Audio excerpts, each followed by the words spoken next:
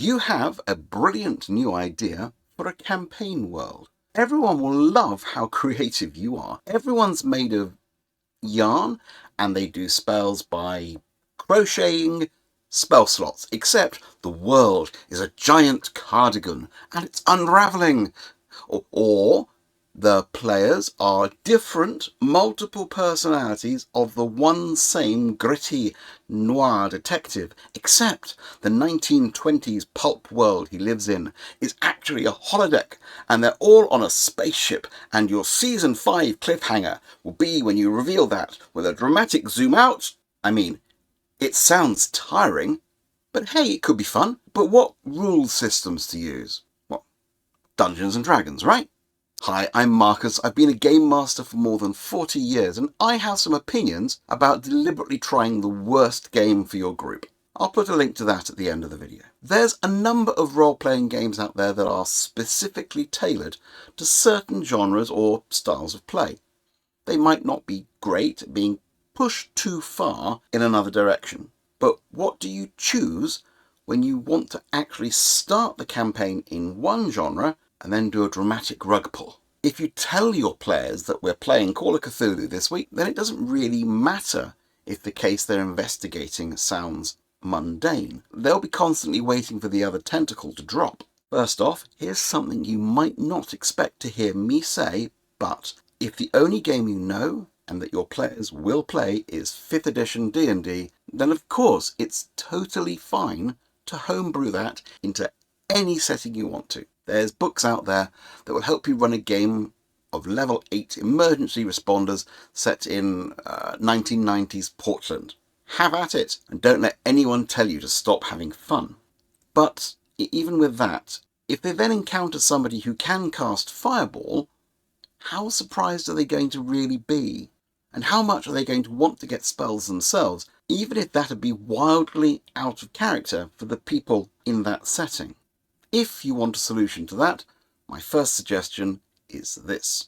Use a generic system, which doesn't have assumptions about magic, psionics, eldritch slumbering undersea gods. I have run several genre twist games that were great fun for the players because they could mirror the characters' surprise and lack of meta-knowledge about the monsters. One used S. John Ross's marvellously portable Rhesus game engine, where the party were the entire sheriff's department of a small town in rural America, and the murder case turned out to involve dimension-hopping lizard people.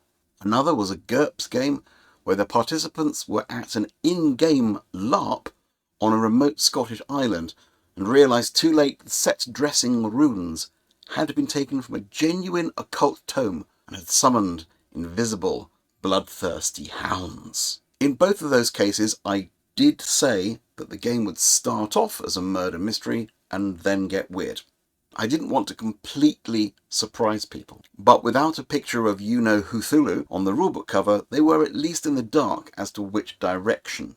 Incidentally, if you have as the group concept, no, you are the authorities, there's no one to call, that saves a lot of in-character refusal to go investigate the spooky manor. The other suggestion I have, which you can use in conjunction with the previous one, is this. Pull a Scooby-Doo for the prequel. Have a one-session initial mini-adventure to allow people to get used to the rules and each other in character, but have the cultists turn out to be enthralled to the dark machinations of a pyramid scheme fraudster.